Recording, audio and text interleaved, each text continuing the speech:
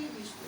Въпросът е да видите техниката и технологията на изработката. Естествено, втората част горе залата е по-интересна.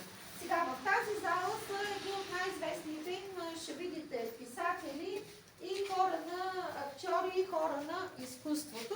Тази в следващата зала. Това е един от, сега, който е в централната част,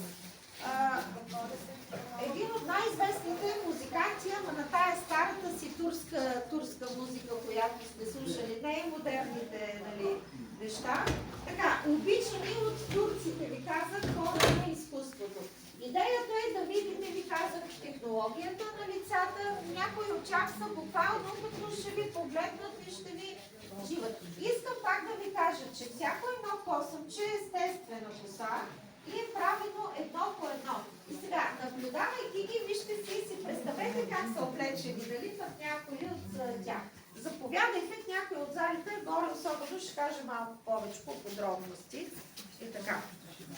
Тук е естетични неща от някои музикантите, от писателите. Назар Лесно, Пивов. лесно, вътре сега само няма да ги виждате. Да, като видите, аз това казвам, че специалната технология е за очите.